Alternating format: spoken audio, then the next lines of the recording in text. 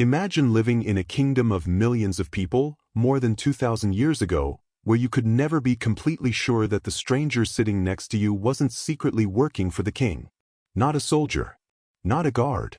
Just an ordinary-looking monk, or a traveling merchant, or even a courtesan you met at a tavern, quietly listening to everything you said, and reporting it straight back to the most powerful man in the empire. This sounds like the plot of a dystopian thriller, but it is not fiction. It is documented history. It happened in ancient India, inside one of the largest and most mysterious empires the ancient world ever produced, the Mauryan Empire. And the deeper you dig into how this empire actually functioned, the more unsettling it becomes, because the secret to its survival wasn't unity, or loyalty, or love for its rulers. It was fear. Constant, invisible, suffocating fear, built into the very structure of government itself. The Mauryan Empire, at its peak, stretched from modern-day Afghanistan in the northwest all the way to Bengal in the east, covering nearly the entire Indian subcontinent.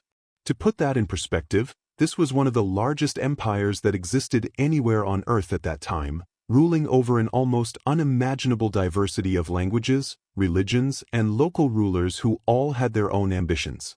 Empires this large almost always collapse quickly.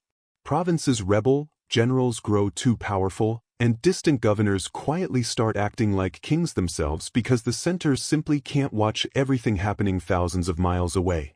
And yet, against all odds, the Mauryan Empire held together for nearly a century and a half. So the real mystery isn't how it was built. The real mystery is how something this massive didn't immediately fall apart from the inside. And the answer to that mystery is far darker than most people realize.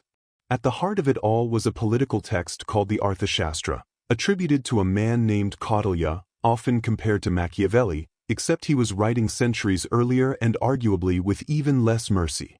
This wasn't some abstract philosophy book. It was closer to an operations manual for total control, describing in disturbing detail how a ruler should watch, manage, and manipulate every level of society to prevent rebellion before it could even begin. And one of its central recommendations was simple and chilling: trust no one, and build a network so wide that no one can ever be sure who is watching them. That network became real, and it became massive. The Mauryan state employed secret agents disguised as wandering ascetics, holy men, actors, students, and even courtesans, planted deliberately throughout cities, villages, and royal courts. Their job was to listen, to watch, to report back anything suspicious, anything disloyal, anything that even hinted at rebellion.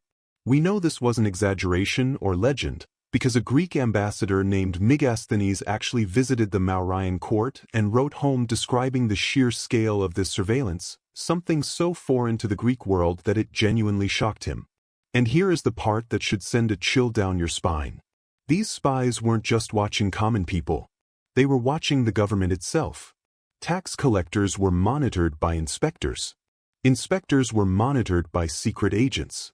And those agents reported through separate, overlapping channels, specifically designed so that no single official, no matter how powerful, could ever know exactly who around him might be feeding information straight back to the emperor. Think about what that actually means for a moment. If you were a provincial governor ruling over millions of people hundreds of miles from the capital, you could never be sure if your most trusted advisor was loyal, or if the merchant who sold you grain was secretly an informant, or if the priest blessing your household was reporting your private conversations. You didn't need to be caught doing something wrong.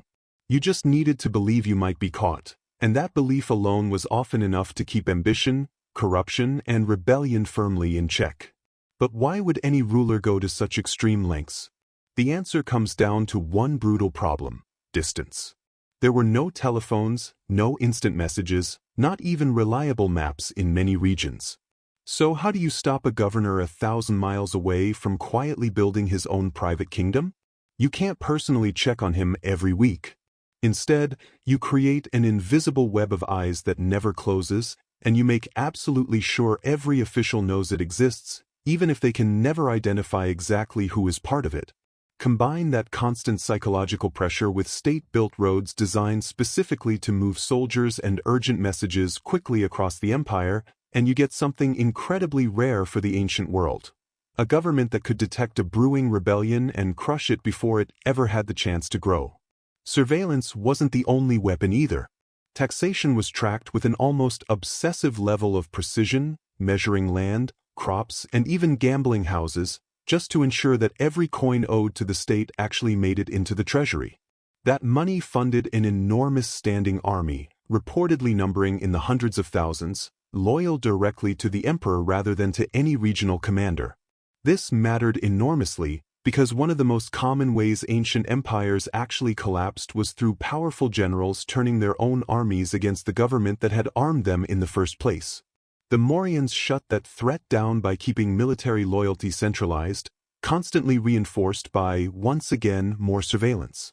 Later, under the famous Emperor Ashoka, the system added something even stranger, a layer of moral surveillance stacked on top of the existing fear-based control. Ashoka publicly promoted compassion and ethical rule, carving messages into massive stone pillars across the empire so that even common people who would never meet him in person could still feel his presence everywhere they looked. But quietly, he also appointed special officers whose entire job was to check whether local administrators were actually following these moral principles. So even kindness became another form of control, another invisible eye watching whether the system was being obeyed correctly. So here is the unsettling truth hiding underneath this entire story. The Mauryan Empire wasn't held together because people loved their rulers or felt united as one people. It survived because no one, from the lowest peasant to the most powerful governor, ever felt completely safe enough to plot against it. And maybe that's the most disturbing lesson buried in this ancient history. Sometimes the things that hold massive systems together aren't trust, or unity, or shared belief at all. Sometimes it's simply the quiet, constant fear that somebody, somewhere, is always watching.